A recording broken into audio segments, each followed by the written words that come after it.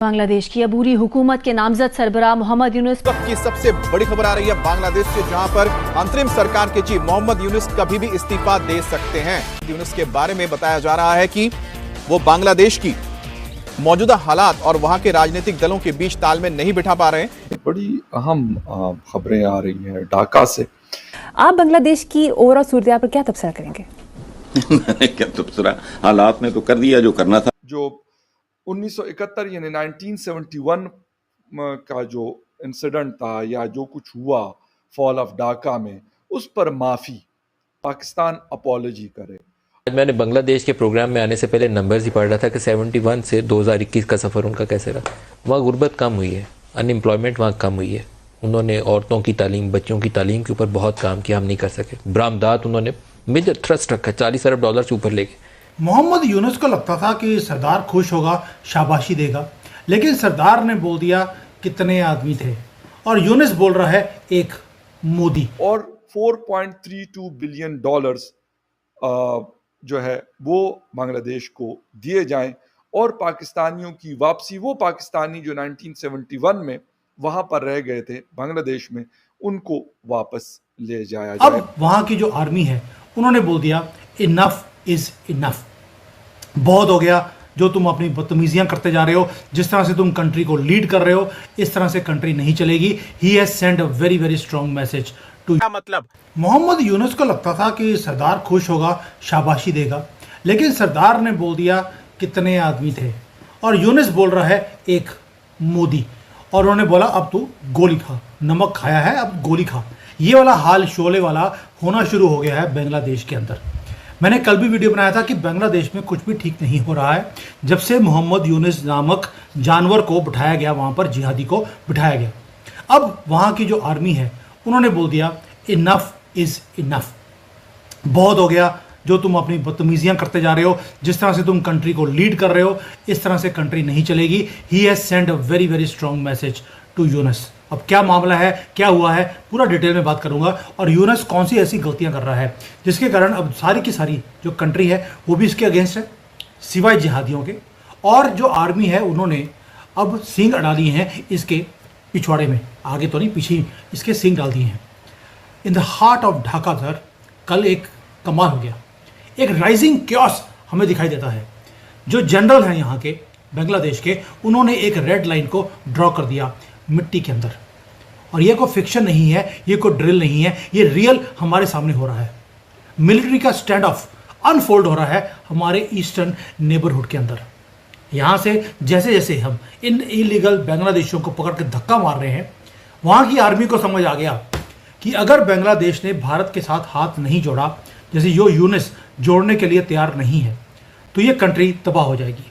और ऐसे ट्रेमर्स बांग्लादेश के अंदर आने वाले हैं, या कह लीजिए पूरे के पूरे इंडियन सब कॉन्टिनेंट में आने वाले हैं। शेकअप होने वाला है ये पूरा एरिया। वो क्यों? क्योंकि आपको मालूम है कि बांग्लादेश में प्रॉब्लम आएगी तो प्रॉब्लम स्पिल ओवर होकर भारत में भी आएगी। ये सारे मुद्दे मैं डिस्कस करूंगा डिटेल में। अब वेडनेसडे को हुआ क्या? Something unprecedented happened inside Bangladesh army headquarters. वहाँ पे जो दरबार लगाई गई आर्मी की तरफ से, सारे अवेलेबल जितने भी ऑफिसर्स थे वो सारे वहाँ पर आए, और आए भी किसमें? कोई सूट पैंट डालकर नहीं, अपनी कॉम्बैट यूनिफॉर्म्स डालकर असेंबल हुए, not for a peace keeping mission, ना ही किसी वॉर रिहर्सल के लिए। It was far more serious. जो आर्मी चीफ है बांग्लादेश के, जनरल वकारुज़्ज़मान, उन्होंने एक मैसेज, एक थंडरस मैसेज उन्होंने डिलीवर किया, और टारगेट था none other than interim ruler Mohammad Yunus. अब मोहम्मद इसलिए है क्योंकि उसको पागलपन से मोह है, इसलिए नाम में ही मोहम्मद है। रिवाइंड करते हैं दोस्तों, अगस्त लास्ट ईयर ये मुद्दे में क्या हुआ था। जनरल वकर जो ज़मान है उन्होंने क्या किया मोहम्मद यूनुस के साथ, बाद में आऊँगा, क्योंकि बहुत इंटरेस्टिंग मूवमेंट है। लेकिन आपको याद होना चाहिए कि जो आयरन लेडी ऑफ बांग्लादेश जिसको बोला जाता था, शेख हसीना को, उसको निकाला गया एक साइलेंट कू की तरफ से। ब्लडलेस ऑपरेशन बोला जाता है, लेकिन उसमें हिंदुओं का ब्लड बहाया गया, यही मोहम्मद यूनुस की तरफ से। एंड हॉस्टाइल टेक ओवर किया गया कंट्री के ऊपर।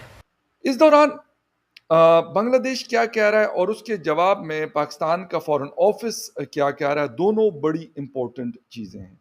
खबरें ये आ रही है कि जो 1971 यानी 1971 का जो इंसिडेंट था या जो कुछ हुआ फॉल ऑफ ढाका में, उस पर माफ़ी पाकिस्तान अपॉलॉजी करे और $4.32 बिलियन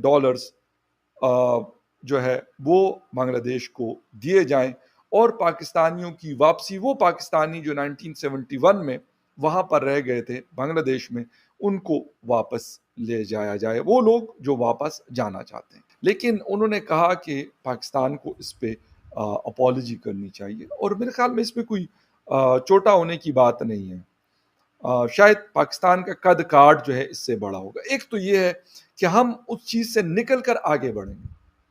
अगर उन्होंने इतने बड़े बड़े स्टेप्स उठा लिए हैं पाकिस्तान के साथ दोबारा ताल्लुकात बेहतर करने के वास्ते, तो मेरे ख्याल में पाकिस्तान को भी दिल बड़ा रखना चाहिए। एक तो ये कि उनके जो जायज़ चीज़ें हैं, लेजिटिमेट उनके मुतालबात हैं, उनकी डिमांड्स हैं, उनको पूरा किया जाए। जो उस वक्त पैसा था, बिल्कुल उसमें बांग्लादेश या बांग्लादेश के लोगों का, यानी उसको ईस्ट पाकिस्तान कहा जाता था, तो उनका हक था या हक है।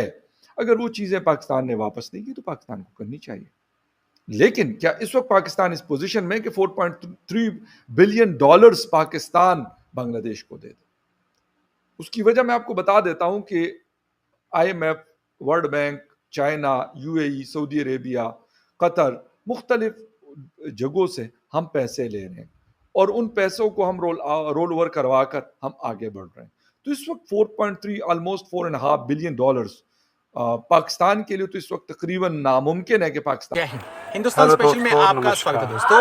बांग्लादेश में अंतरिम सरकार के प्रमुख सलाहकार मोहम्मद यूनुस और आर्मी चीफ जनरल वाकर उस जमान के बीच तनाव चरम पर पहुंच गया। आर्मी चीफ ने सख्त लहजे में कहा है कि देश का भविष्य एक गैर निर्वाचित सरकार तय नहीं करेगी और दिसंबर 2025 तक चुनाव कराने का दबाव बनाया है ताकि 2026 की शुरुआत तक एक नई चुनी हुई सरकार सत्ता संभाल सके। दूसरी ओर मोहम्मद यूनुस ने मौजूदा हालात में काम करने में असमर्थता जताते हुए इस्तीफे की ओर इशारा किया है। यूनुस ने कहा, मैं ऐसी स्थिति में काम नहीं कर सकता, यहाँ मुझे बंधक बनाया जा रहा है। सभी राजनीतिक दलों को एकजुट होकर कोई रास्ता निकालना चाहिए। यूनुस के इस बयान के बाद गुरुवार को इस्तीफे की अटकलें तेज हो गई। आंदोलन के बाद बनी जातीय नागरिक पार्टी के संयोजक नाहिद इस्लाम ने गुरुवार शाम यूनुस से उनके आधिकारिक आवास स्टेट गेस्ट हाउस जमुना में मुलाकात की। मीडिया के अनुसार बातचीत में नाहिद ने बताया कि यूनुस ने मौजूदा परिस्थितियों में काम करने में असमर्थता जताई और कहा कि अगर मैं काम नहीं कर सकता तो रहने का क्या